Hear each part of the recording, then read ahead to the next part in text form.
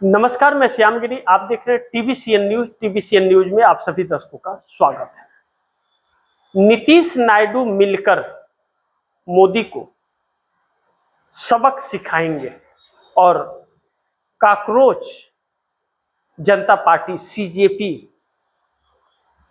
भाजपा को उखाड़ फेंकेगी। यह बात इसलिए भी कही जा रही है क्योंकि जंतर मंतर पर जो दिल्ली के अंदर प्रदर्शन युवाओं का, छात्रों का हुआ, वह सरकार को चौंकाने वाली और हिलाने वाली थी। लेकिन उसका फायदा उठाने का कोशिश सरकार कर रही है, विपक्ष को आपस में लड़ा करके इस्तेमाल करना चाहती है। क्योंकि इसका कारण विपक्ष भी है।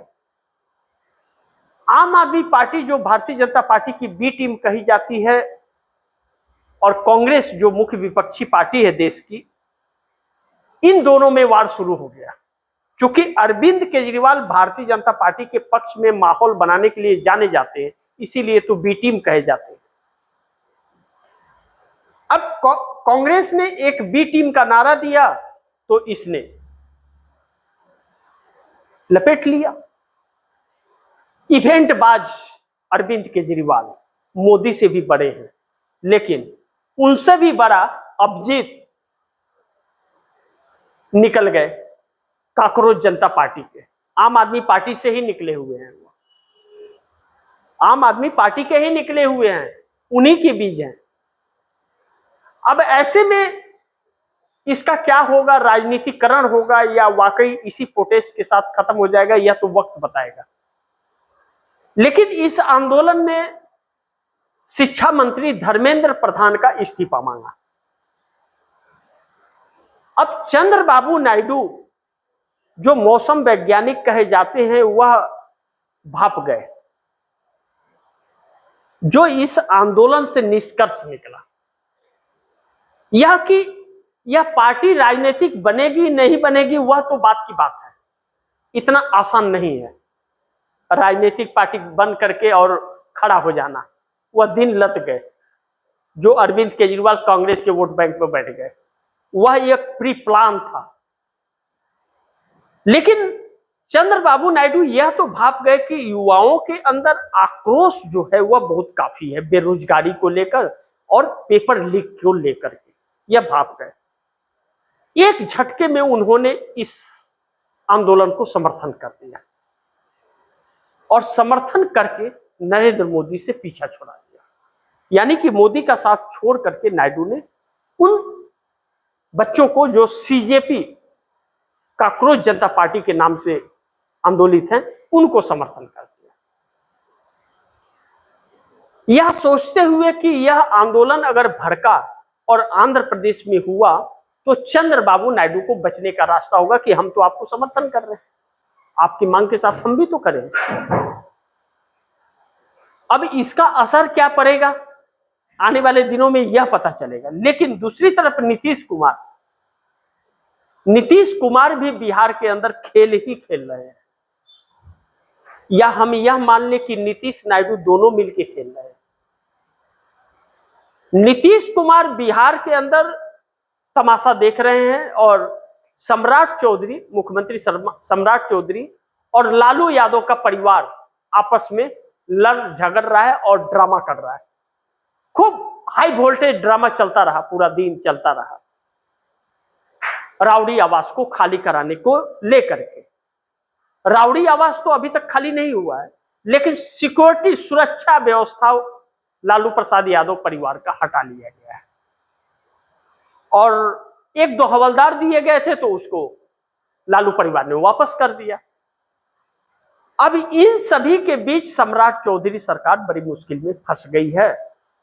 लेकिन इन सबका तार नरेंद्र मोदी और अमित शाह से जुड़ता है कि मोदी और शाह यह सम्राट चौधरी से जानबूझ के करवा रहे हैं, इसलिए कि 11 सीटों पर एमएलसी का चुनाव जो हो रहा है उसमें विपक्ष का भी एक सीट है जिसमें विपक्ष अपनी दावेदारी ठोका है और उतने वोट भी, विधायक भी उसके पास है।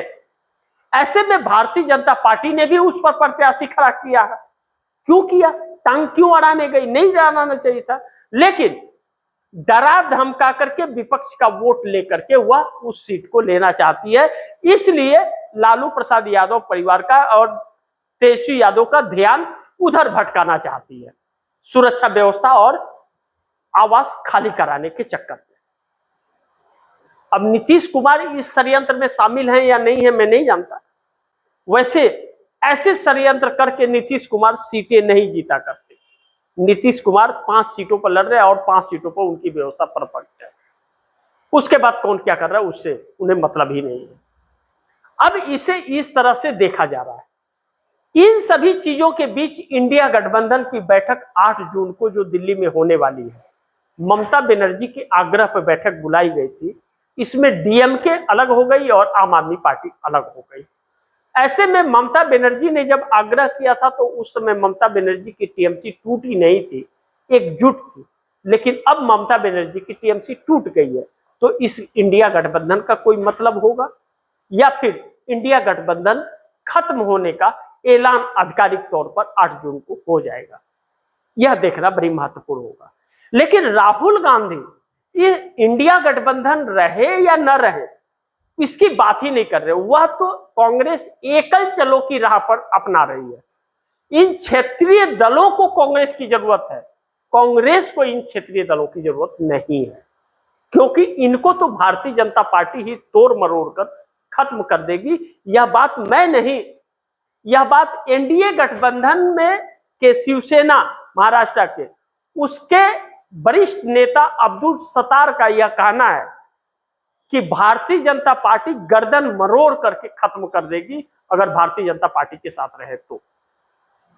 कोई और कहता तो बात समझ में आती, लेकिन एनडीए गठबंधन के अंदर से ही यह आवाज गूंजी, यानी कि भारतीय जनता पार्टी क्षेत्रीय दलों को पूरी तरह से खत्म करेगी, वह चाहे साथ में हो या साथ में न हो। इसके बाद भी अकल नहीं है इन लोगों का, तो भगवान मालिक है। ऐसे नेताओं से इस देश को भी सतर्क रहना चाहिए। दूसरी तरफ लगातार कांग्रेस एक चुनौती मोदी सरकार के लिए बनी हुई है और यह क्षेत्रीय दलें कांग्रेस को कमजोर करने की लगातार कोशिश कर रहे हैं, इसीलिए यह सब टकराव भी चल रहा है।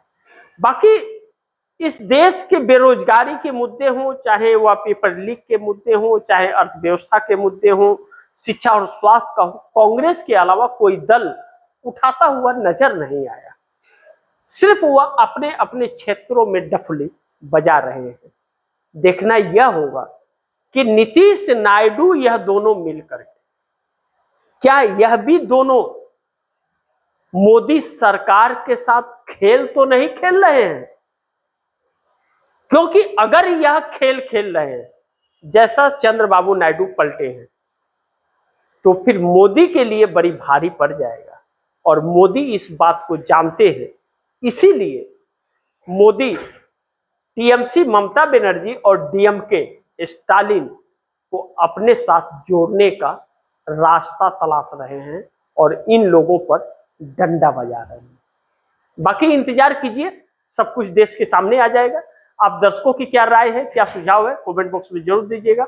इस खबर को ज्यादा से ज्यादा शेयर कीजिएगा, अपने दोस्तों को भी कहिएगा आगे शेयर करें। और आपने टीवीसीएन न्यूज को सब्सक्राइब नहीं किया, सब्सक्राइब कर लीजिए। अपने दोस्तों को भी कहिएगा टीवीसीएन न्यूज को सब्सक्राइब करें। मिलते हैं अगली खबर के साथ, तब तक के लिए नमस्कार।